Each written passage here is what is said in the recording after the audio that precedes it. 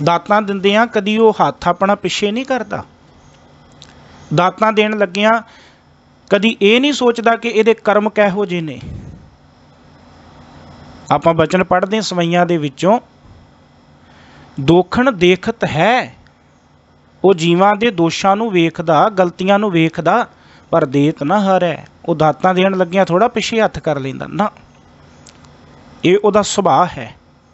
ਸਭ ਕਹਿੰਦੇ ਦੇਂਦਾ ਦੇ। ਉਹ ਦੇਣ ਵਾਲਾ ਮਾਲਕ ਪਰਮਾਤਮਾ ਦਾਤਾਂ ਦਈ ਜਾ ਰਿਹਾ। ਲੈਂਦੇ ਥੱਕ ਪਾਹੇ, ਲੈਣ ਵਾਲੇ ਦਾਤਾਂ ਲੈਂਦੇ ਲੈਂਦੇ ਥੱਕ ਜਾਂਦੇ। ਅਸੀਂ ਬਸ ਜੀਵ, ਸਾਹਿਬ ਕਹਿੰਦੇ ਨਹੀਂ। ਸੈਲ ਪੱਥਰ ਮੈਂ ਜੰਤੂ ਉਪਾਏ, ਤਾਕਾ ਰਿਜਕ ਆ ਗਿਆ ਕਰ ਧਰਿਆ। ਉਹ ਪਰਮਾਤਮਾ ਨੇ ਤੇ ਪੱਥਰ ਦੇ ਵਿੱਚ ਜੀਵ ਨੂੰ ਪੈਦਾ ਕਰਕੇ ਉਸ ਜੀਵ ਦੇ ਆਉਣ ਜਾਣ ਲਈ, ਬਾਹਰ ਅੰਦਰ ਜਾਣ ਲਈ ਕੋਈ ਰਾਹ ਨਹੀਂ ਪੱਥਰ ਤੋਂ, ਪਰ ਉਹ ਪਰਮਾਤਮਾ ਨੇ ਉਹ ਜੀਵ ਦਾ, ਉਸ ਕੀੜੇ ਦਾ ਪੱਥਰ ਦੇ ਵਿੱਚ ਹੀ ਪ੍ਰਬੰਧ ਕੀਤਾ। ਸਭ ਕਹਿੰਦੇ ਤੂੰ ਭਰੋਸਾ ਤੇ ਰੱਖ। ਜਿਹਨੇ ਪੈਦਾ ਕੀਤਾ ਨਾ ਉਹ ਪਰਮਾਤਮਾ ਸਾਰੇ ਜੀਵਾਂ ਨੂੰ ਦਾਤਾਂ ਦੇਈ ਜਾ ਰਿਹਾ।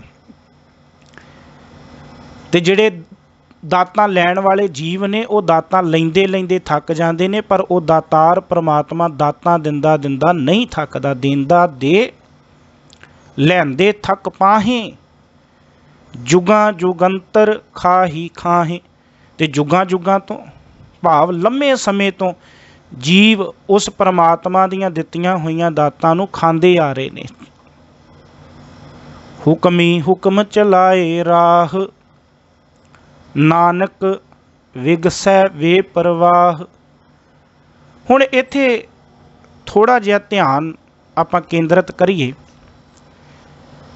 ਇੱਥੇ ਜ਼ਿਆਦਾਤਰ ਉਚਾਰਨ ਜਿਹੜਾ ਕੀਤਾ ਜਾਂਦਾ ਰਾਹੋ ਤੇ ਵੇਪਰਵਾਹੋ ਕੀਤਾ ਜਾਂਦਾ ਹੈ। ਪਰ ਸੋਚਣ ਵਾਲੀ ਗੱਲ ਇਹ ਹੈ, ਮੈਂ ਇੱਥੇ ਉਚਾਰਨ ਕੀਤਾ ਰਾਹ ਵੇਪਰਵਾਹ, ਪਰ ਸ਼ਾਇਦ ਆਪਾਂ ਅੱਜ ਤੱਕ ਸੁਣਿਆ ਹੋਵੇਗਾ ਰਾਹੋ ਵੇਪਰਵਾਹੋ। ਹੁਣ ਆਪ ਸੰਗਤਾਂ ਦੇ ਮਨ ਦੇ ਵਿੱਚ ਭਰਮ ਬਣੇਗਾ ਕਿ ਠੀਕ ਕੌਣ ਆ, ਕਿਹਦਾ ਉਚਾਰਨ ਠੀਕ ਮੰਨੀਏ। ਤੇ ਮੈਂ ਤੁਹਾਨੂੰ ਇਹੋ ਕਹਾਂਗਾ ਕਿ ਆਪ ਜੀ ਮੇਰੇ ਤੇ ਵਿਸ਼ਵਾਸ ਨਾ ਕਰਿਓ ਜਾਂ ਕਿਸੇ ਹੋਰ ਤੇ ਨਾ ਕਰਿਓ। ਗੁਰੂ ਨੂੰ ਪੁੱਛੀਏ, ਇਸੇ ਪੌੜੀ ਵਿੱਚੋਂ ਪੁੱਛੀਏ ਵੀ ਗੁਰੂ ਸਾਹਿਬ ਇਹਦਾ ਉਚਾਰਨ ਕੀ ਕਰਨਾ ਹੈ। ਹੁਣ ਇੱਥੇ ਜਿਹੜਾ ਰਾਹ ਸ਼ਬਦ ਆਇਆ ਹੈ, ਜਿਹੜਾ ਵੇਪਰਵਾਹ ਸ਼ਬਦ ਆਇਆ ਹੈ, ਇਹ ਇੱਕ ਵਚਨ ਨਾਉਨ ਹੋਣ ਕਰਕੇ ਆਇਆ ਹੈ।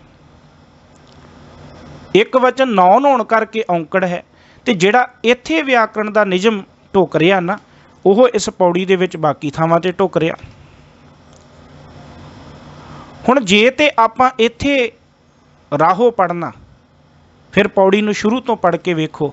ਗਾਵੈ ਕੋ ਤਾਣ ਹੋਵੈ ਕਿਸੈ ਤਾਣ। ਹੁਣ ਉੱਥੇ ਵੀ ਤਾਣ ਦੇ ਨਾਣੇ ਨੂੰ ਔਂਕੜ ਹੈ, ਇੱਕ ਵਚਨ ਦੀ ਗੱਲ, ਫਿਰ ਉੱਥੇ ਵੀ ਤਾਣੋਂ ਪੜ੍ਹਿਆ ਜਾਏਗਾ।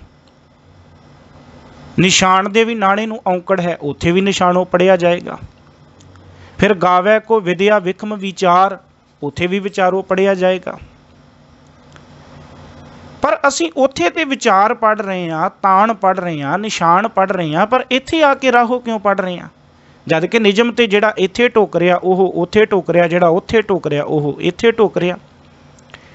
ਇੱਥੇ ਜਿਹੜੀ ਔਂਕੜ ਆਈ ਹੈ ਇੱਕ ਵਚਨ ਕਰਕੇ ਆਈ ਹੈ। ਜਿਵੇਂ ਅਸੀਂ ਪਿੱਛੇ ਪੜ੍ਹ ਕੇ ਆਏ ਨਾ ਸਤਨਾਮ, ਸਤਨਾਮ ਦੇ ਮੰਮੇ ਨੂੰ ਔਂਕੜ ਤਾਂ ਹੈ ਕਿਉਂਕਿ ਉਹ ਇੱਕ ਵਚਨ ਦੀ ਗੱਲ ਹੈ। ਇੱਕ ਵਚਨ ਪੁਲਿੰਗ ਹੋਣ ਕਰਕੇ ਉੱਥੇ ਔਂਕੜ ਆਈ ਹੈ। ਨਿਰਵੈਰ ਦੇ ਰਾਰੇ ਨੂੰ ਔਂਕੜ ਉੱਥੇ ਪੜ੍ਹੀ, ਆਪਾਂ ਨਿਰਵੈਰੋਤ ਨਹੀਂ ਪੜ੍ਹ ਰਹੇ ਜਾਂ ਸਤਨਾਮੋਤ ਨਹੀਂ ਪੜ੍ਹ ਰਹੇ, ਸਤਨਾਮ ਹੀ ਪੜ੍ਹਦੇ ਆ ਨਾ, ਨਿਰਵੈਰ ਹੀ ਪੜ੍ਹਦੇ ਆ ਨਾ। ਹੁਣ ਉੱਥੇ ਔਂਕੜ ਆਉਣ ਦਾ ਕਾਰਨ ਕੀ? ਇੱਕ ਵਚਨ। ਤੇ ਜਦੋਂ ਇੱਕ ਵਚਨ ਪੁਲਿੰਗ ਆਇਆ ਉੱਥੇ ਔਂਕੜ ਆ ਗਈ, ਕਿਉਂਕਿ ਉਹ ਇੱਕ ਵਚਨ, ਇੱਕ ਰੱਬ ਦੀ ਗੱਲ ਆ, ਇੱਕ ਪਰਮਾਤਮਾ ਦੀ ਗੱਲ ਆ, ਇਸ ਕਰਕੇ ਉੱਥੇ ਔਂਕੜ ਆਈ। ਪੁਰਖ ਦੇ ਖੱਖੇ ਨੂੰ ਔਂਕੜ ਆਈ ਕਿਉਂਕਿ ਇੱਕ ਵਚਨ ਦੀ ਗੱਲ ਆ। ਇਸੇ ਤਰ੍ਹਾਂ ਇੱਥੇ ਰਾਹ ਇੱਕ ਦੀ ਗੱਲ ਹੋ ਰਹੀ, ਵੇਪਰਵਾਹ ਇੱਕ ਪਰਮਾਤਮਾ ਦੀ ਗੱਲ ਹੋ ਰਹੀ, ਇੱਥੇ ਉਚਾਰਨ ਵਾਸਤੇ ਨਹੀਂ। ਗੁਰਬਾਣੀ ਦੇ ਵਿੱਚ ਕਈ ਮਾਤਰਾਵਾਂ ਜਿਹੜੀਆਂ ਨੇ ਉਹ ਉਚਾਰਨ ਕਰਨੀਆਂ ਹੀ ਪੈਂਦੀਆਂ ਨੇ, ਉਹਨਾਂ ਦੇ ਉਚਾਰਨ ਕਰਨ ਤੋਂ ਬਿਨਾਂ ਨਹੀਂ ਗੱਲ ਬਣੇਗੀ। ਪਰ ਕੁਝ ਐਸੀਆਂ ਮਾਤਰਾਵਾਂ ਨੇ ਜਿਹੜੀਆਂ ਅਰਥ ਕਰਨ ਵਾਸਤੇ ਵਰਤੀਆਂ ਜਾਂਦੀਆਂ ਨੇ, ਕੁਝ ਮਾਤਰਾਵਾਂ ਕਈਆਂ ਥਾਵਾਂ 'ਤੇ ਕੇਵਲ ਅਰਥ ਕਰਨ ਲਈ ਵਰਤੀਆਂ ਜਾਂਦੀਆਂ ਨੇ। ਇਸ ਕਰਕੇ ਇੱਥੇ ਇਹ ਅਰਥ ਵਾਸਤੇ ਆਈਆਂ ਨੇ। इत्थे एक वचन की गल हो रही, इस करके राह दे हाहे नूं औंकड़ है, बेपरवाह दे हाहे नूं औंकड़ है, इहदा उचारण नहीं होएगा। जे इहदा इत्थे उचारण करना फिर सानूं निशान ते भी उचारण करना चाहिदा है, ताण ते भी उचारण करना चाहिदा है, विचार ते भी उचारण करना चाहिदा है। ते जे असीं उत्थे इहदा औंकड़ दा उचारण नहीं करदे फिर इत्थे भी प्यार वालिओ इहदा उचारण नहीं होएगा। हुक्मी हुक्म चलाए राह, हुक्म वाले रब दा हुक्म ही सारे संसार दी कार वाला रस्ता चला रहा है। राह मतलब रस्ता, हुण रस्ता तो एक ही है ना, बहुते रस्तियां दी ते गल नहीं। तो फिर रस्ता है भी पुलिंग, इस्त्रीवाचक नहीं, मेरा राह। इस करके इत्थे पुलिंग आ, एक वचन की गल आ, इस करके इत्थे औंकड़ आई है, इहदा उचारण नहीं होएगा। हुक्मी हुक्म चलाए राह, हुक्मी हुक्म, हुक्मी हुक्म का अर्थ करांगे हुक्म वाले परमात्मा का हुक्म, चलाए राह कहते हुक्म वाले परमात्मा का हुक्म ही संसार की कार का जिहड़ा रस्ता है वो चला रहा है। नानक हे नानक विगसै बेपरवाह, तो वो परमात्मा सदा विगसै, विगसै कहते ने विगास नूं, खेड़े नूं, खुशी नूं, प्रसन्नता नूं। बेपरवाह मतलब बेफिक्र, चिंता तो रहत। कहते हे नानक वो निरंकार परमात्मा सदा ही प्रसन्न है तो सदा ही बेपरवाह है। भाव वो परमात्मा संसार के कार विहार नूं देख के कदी चिंता विच नहीं आउंदा, वो बेपरवाह। जिवें जाप साहिब विच कहा अलिसिया, भाव वो बेपरवाह, वो परवाह नहीं करता किसी दी।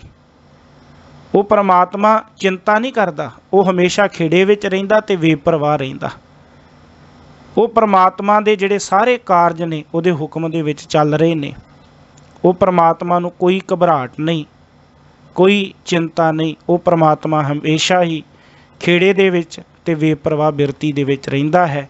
इस पौड़ी दे विच सतगुरु जी ने ये गल समझाई है कि परमात्मा दे वक्खो वक्खरे काम वेख के मनुख अपनी अपनी सोच के अनुसार अकाल पुरख परमात्मा के गुणां नूं जिहड़ा अंदाजे ला के बयान करता है जां करन दा यतन करता है। पर यह नहीं कि वो अंदाजे ला के जे परमात्मा के गुणां नूं बयान कर रहा तो इहदा मतलब वो परमात्मा के सारे गुणां नूं बयान कर चुका है जां कर देगा। नहीं, वो परमात्मा के गुणां नूं गाउंदा रहे अपने सारे जीवन दे विच, तां भी उस परमात्मा के गुणां दा अंत नहीं पा सकदा। वो परमात्मा जिहड़ा है बेपरवाह है, वो परमात्मा हमेशा खेड़े विच रहिंदा है। और सानू भी इस बिरती दे विच आउण लई वो सिੱਖਿਆ दिंदा है। सतगुरु किरपा करन असीं इस पौड़ी तो सिੱਖਿਆ प्राप्त कर सकीए। वाहिगुरू जी का खालसा, वाहिगुरू जी की फतेह।